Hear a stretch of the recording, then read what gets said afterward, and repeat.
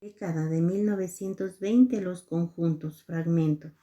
Cuando nos referimos a la base aritmética de los números reales, ya hemos introducido la palabra clave de la matemática del siglo XX, los conjuntos. El gran descubrimiento residió en que sobre esta palabra se pudiera basar el edificio entero, y fue gracias a George Cantor que llegó a esta idea con motivaciones puramente matemáticas vinculadas con un estudio de problemas de análisis clásico, con motivaciones diferentes relacionadas con el intento de demostrar que los conceptos y los objetos matemáticos son, en su esencia más profunda, de naturaleza puramente lógica. También Gottlob Frege había desarrollado un enfoque equivalente al de Cantor, que hoy se denomina teoría ingenua de conjuntos. Esta teoría se basa solo en dos principios que reducen los conjuntos a la propiedad que los definen. Primero, el principio de extensión, ya enunciado por Gottfried Wilhelm Leibniz. Un conjunto está completamente determinado por sus elementos. Por lo tanto, dos conjuntos con los mismos elementos son iguales. Por otra parte, el principio de comprensión, toda propiedad determina un conjunto constituido por los objetos que satisfacen esa propiedad, y precisamente la de ser un objeto que pertenece al conjunto. El descubrimiento de que dos principios tan simples y lógicamente elementales fueran la base de toda la matemática se consideró el punto de llegada de su historia. La geometría había sido reducida al análisis, el análisis a la aritmética, y ahora el trabajo de Cantor y Frege mostraba que, a su vez, la aritmética podía ser reducida a la teoría de conjuntos, es decir, a la lógica pura. Pero esto era demasiado bello para ser verdadero, y uno de los primeros descubrimientos del siglo XX fue, precisamente, que esta sencilla cimentación era inconsistente. De aquí surge la calificación de ingenua. En 1902, Bertrand Russell demostró que el principio de comprensión era contradictorio, con un razonamiento que se hizo famoso con el nombre de la paradoja de Russell.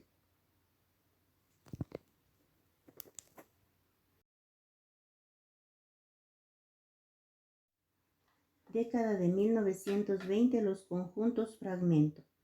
Cuando nos referimos a la base aritmética de los números reales, ya hemos introducido la palabra clave de la matemática del siglo XX, los conjuntos.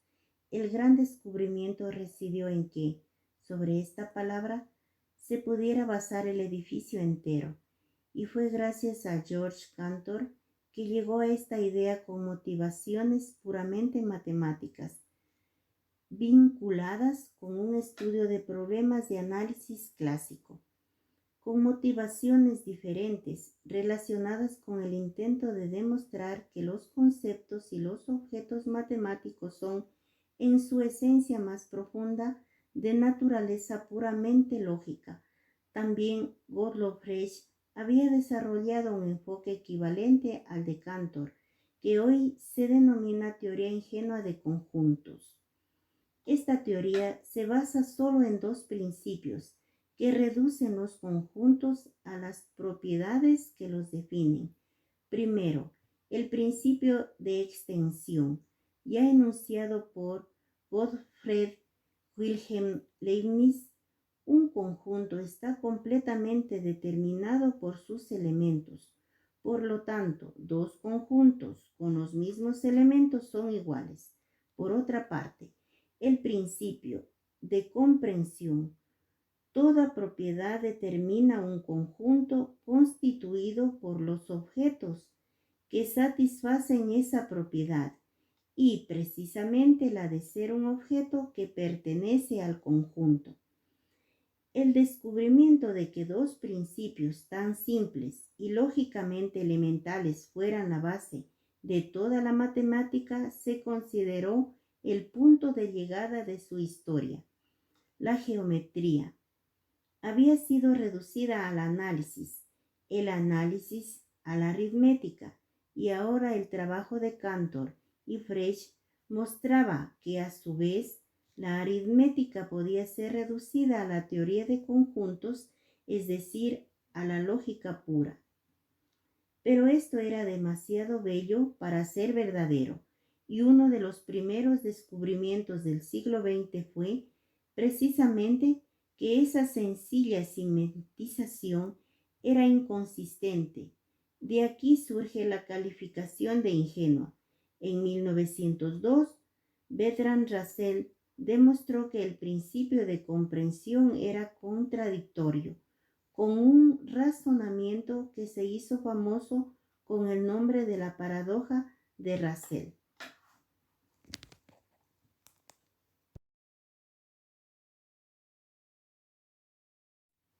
Década de 1920, los conjuntos fragmento. Cuando nos referimos a la base aritmética de los números reales, ya hemos introducido la palabra clave de la matemática del siglo XX, los conjuntos.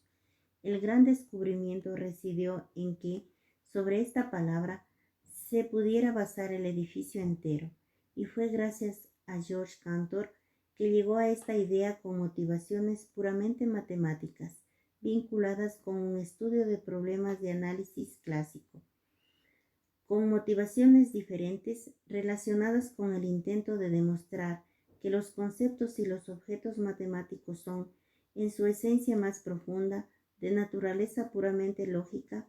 También Gottlob Frege había desarrollado un enfoque equivalente al de Cantor, que hoy se denomina teoría ingenua de conjuntos. Esta teoría se basa solo en dos principios que reducen los conjuntos a las propiedades que los definen. Primero, el principio de extensión, ya enunciado por Gottfried Wilhelm Leibniz. Un conjunto está completamente determinado por sus elementos. Por lo tanto, los dos conjuntos con los mismos elementos son iguales. Por otra parte, el principio de comprensión. Toda propiedad determina un conjunto constituido por los objetos que satisfacen esa propiedad, y precisamente la de ser un objeto que pertenece al conjunto. El descubrimiento de que dos principios tan simples y lógicamente elementales fueran la base de toda la matemática se consideró el punto de llegada de su historia. La geometría había sido reducida al análisis, el análisis a la aritmética, y ahora el trabajo de Cantor y Frege mostraba que, a su vez, la aritmética podía ser reducida a la teoría de conjuntos, es decir, a la lógica pura. Pero esto era demasiado bello para ser verdadero, y uno de los primeros descubrimientos del siglo XX fue, precisamente, que esta sencilla simetrización era inconsistente. De aquí surge la calificación de ingenua. En 1902, Bertrand Russell demostró que el principio de comprensión era contradictorio, con un razonamiento que se hizo famoso con el nombre de la paradoja de Russell.